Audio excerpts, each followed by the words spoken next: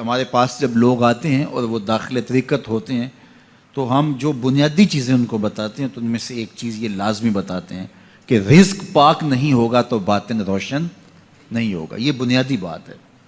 اگر رزق پاک نہیں ہے تو میرے حضور نے ارشاد فرمایا کہ ایک بندہ سفر کر کے کعبۃ اللہ کے صحن میں پہنچتا ہے اور کعبے کے پردوں کو تھام رہا ہے, وہ یمد یدیہ, اور لمبے لمبے ہاتھ کر کے کہتا ہے اے اللہ, لیکن اس کا کھانا حرام ہے, اس کا پینا حرام ہے, اس کا لباس حرام ہے, وہ غذا بالحرام, اس کو غذا حرام سے دی گئی ہے. میرے حضور نے فرمایا اس کی کوئی دعا قبول نہیں ہوگی. سفر کیا, جنگل پہاڑ کاٹے, سمندروں کو پاٹ کر کے آگے گیا, ہواؤں کے کلیجے چیر کے آگے بڑھا, مہینوں کی مسافتیں طے کر کے گیا اور کعبۃ اللہ کے سامنے کھڑا ہے, سین حرم میں مطاف میں کھڑا ہے, لیکن اس کا جسم حرام سے پلا ہے. اس نے جو پہنا ہے اس لباس کا تانا یا بانا حرام کا ہے, اس کو غذا حرام کی دی گئی ہے, اس نے پیا حرام کا ہے, اس نے کھایا حرام کا ہے, تو پھر اس کا یہ سارا سفر رائے گاں چلا جائے گا, اس کو کچھ نصیب نہیں ہوگا. تو سب سے پہلی شرط اس عنوان سے عقل حلال ہے. اس کے بعد پہ صدق مقال ہے کہ آپ کی زبان جھوٹ نہ بولے. جب کوئی شخص جھوٹ بولتا ہے, روحانیات تو دور کی بات ہے, اللہ کے فرشتے اس سے 1 میل دور ہٹ جاتے ہیں. جب کوئی شخص جھوٹ بولتا ہے تو حدیث پاک میں آتا ہے اس کے منہ سے ایک خاص قسم کی بدبو نکلتی ہے.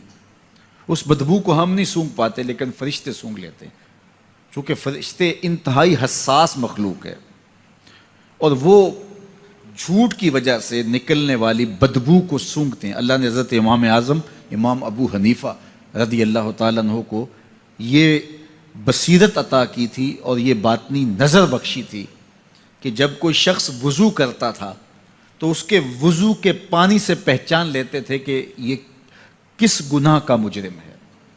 جب بندہ وضو کرتا ہے تو وضو سے ہاتھوں کے گناہ جھڑتے ہیں, منہ کے گناہ جھڑتے ہیں, تو وہ وضو کے پانی سے اس بات کو محسوس کرتے تھے. اللہ نے ان کو وہ بصیرت عطا کی تھی, لیکن انہوں نے اللہ کی بارگاہ میں عرض کی مالک مجھ سے یہ چیز چھین لے, یہ چیز مجھے نہیں چاہیے. لوگوں کے بارے میں جو ہے وہ ایسا گمان پھر پیدا ہوتا ہے. تو فرشتوں کو اللہ نے وہ حساس جو ہے وہ پاکیزہ وجود دیا, اور ان کی حس ایسی ہے کہ وہ بدبو جو انسان بولتا ہے اور لفظوں سے جو اثرات نکلتے ہیں وہ محسوس کرتے ہیں. تو جب کوئی شخص جھوٹ بولتا ہے تو اس کے جسم سے, اس کی زبان سے جھوٹ کے ساتھ بدبو نکلتی ہے. اللہ کے فرشتے 1 میل دور تک پیچھے ہٹ جاتے ہیں. تو مجھے بتائیے, جو شخص جھوٹ بولتا ہو کیا اسے کوئی روحانی مرتبہ مل سکتا ہے؟ یہ سوچا بھی نہیں جا سکتا, یہ امکانات سے ہی نہیں ہے. اللہ کے محبوب علیہ السلام سے پوچھا گیا کہ حضور کوئی مسلمان, کوئی مومن کیا بزدل ہو سکتا ہے؟ فرمایا نہیں, وہ بہادر ہوتا ہے, لیکن ہو سکتا ہے کبھی اس سے بزدلی بھی سرزد ہو جائے. انسانی کمزوری ہے, کبھی انسان بہت طاقت میں ہوتا ہے اور کبھی انسان کمزور بھی پڑ جاتا ہے. فرمایا ہو سکتا ہے کبھی اس سے ہو بھی جائے. پھر پوچھا کہ بخل کر سکتا ہے؟ فرمایا نہیں, مومن سخی ہوتا ہے لیکن ہو سکتا ہے کبھی اس سے بخل بھی ہو جائے. کبھی کبھی دولت اسے اچھی بھی لگنے لگ جاتی ہے, جس طرح فرمایا گیا کہ اولاد مبخلتن مجبنتن, یہ جو اولاد ہوتی ہے یہ بندے کو بخیل بھی بنا دیتی ہے اور بزدل بھی بنا دیتی ہے. جب اولاد نہیں ہوتی تو بندہ سخی بھی ہوتا ہے اور بندہ جو ہے وہ مشکل حالات میں بھی کود جاتا ہے, لیکن جب اولاد ہوتی ہے تو پھر مشکل حالات میں کودنے سے پہلے سوچتا ہے میرے بچے ہیں یتیم ہو جائیں گے. اس کو یہ خیال آتا ہے, پہلے ایسے مال لٹاتا ہے لیکن اولاد ہو جائے تو پھر وہ اولاد کا سوچتا ہے کہ ان کے لیے کچھ میں جمع کر لوں. تو اولاد فرمایا میرے حضور نے کہ مبخلہ و مجبنہ, یہ بخیل بھی کر دیتی ہے اور یہ کمزور اور بزدل بھی بنا دیتی ہے. تو مومن ہوتا بہادر ہے لیکن ہو سکتا ہے کبھی اس سے بزدلی بھی ہو جائے. مومن سخی ہوتا ہے لیکن کبھی ہو سکتا ہے اس سے بخل بھی ہو جائے. لیکن تیسرا سوال حضور سے پوچھا گیا کہ مومن جھوٹا ہو سکتا ہے؟ تو اس پہ 2 ٹوک کہا, نہیں جھوٹا نہیں ہو سکتا. یہ نہیں ہو سکتا کہ مومن ہو اور جھوٹا ہو, وہ سچ بولنے والا ہوگا. تو عقل حلال اور صدق مقال, یہ 2 خوبیاں جو ہیں یہ اہل اللہ کا طرائے امتیاز ہے, اور یہ مجھے اور آپ کو اختیار کرنی چاہیے. حضرت خلیل اللہ جب وادی غیر ذی زرع میں سیدہ ہاجرہ اور ان کے معصوم نونہال کو چھوڑ کر کے جانے لگے۔ ایسی وادی جہاں حیوانی وجود بھی نہیں تھا، نباتات بھی نہیں پائے جاتے تھے، پانی کا ایک قطرہ بھی دستیاب نہیں تھا، کالے سیاہ محیط پہاڑ جیسے فولاد پگھلا کے ڈال دیا ہو، وہ وادی جہاں دن کو بھی خوف آئے، وہاں حضرت ہاجرہ نے راتیں بھی گزاری۔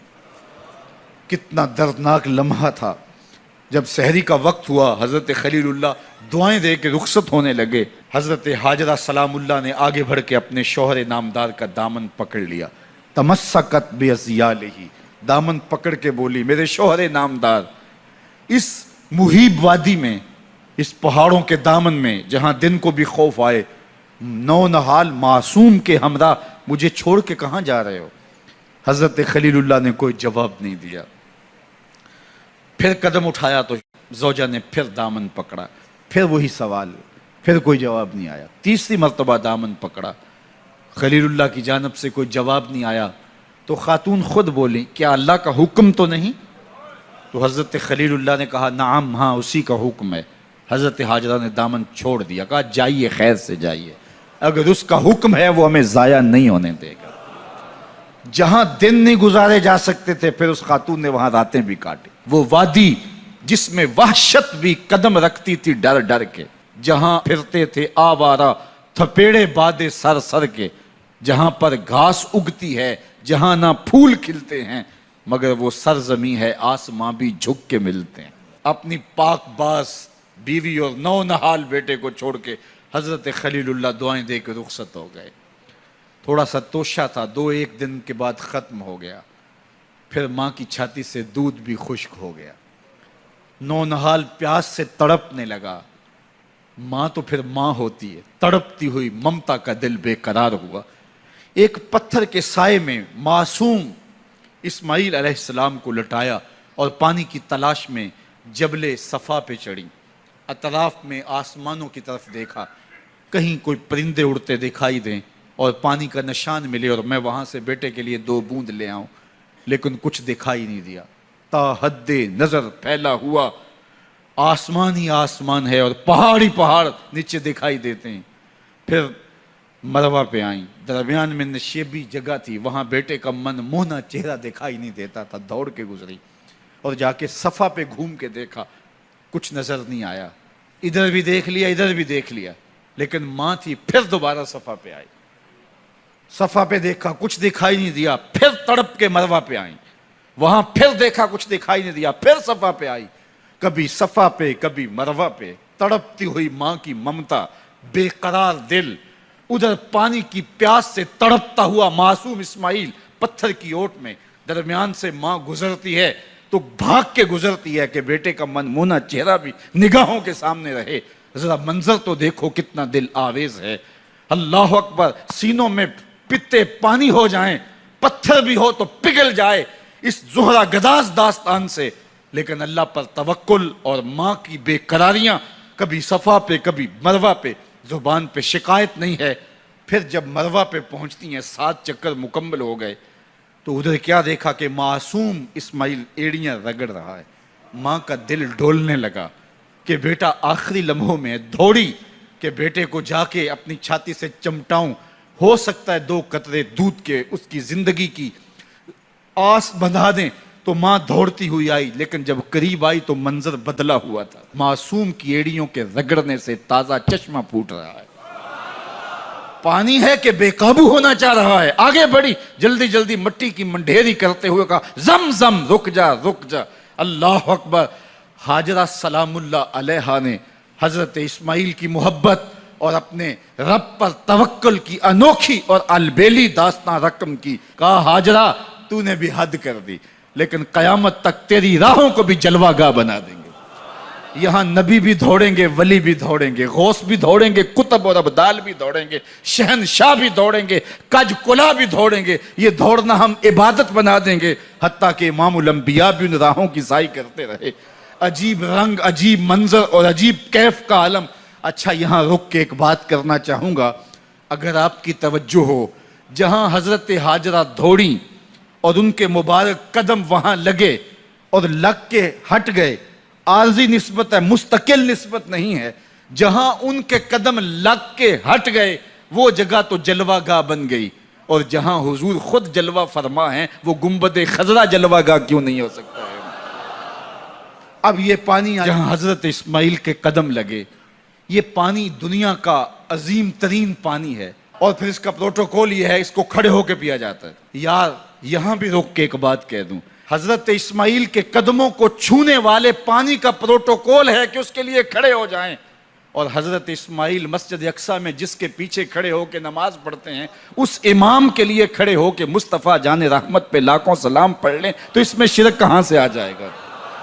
تو یہ تکریم ہے، یہ عزت ہے اس پانی کی کہ اس نے حضرت ذبیح اللہ کے قدم چھوئے ہیں۔ تو یہ سارا حج اللہ اکبر ہمیں ہمارے ماضی سے جوڑتا ہے۔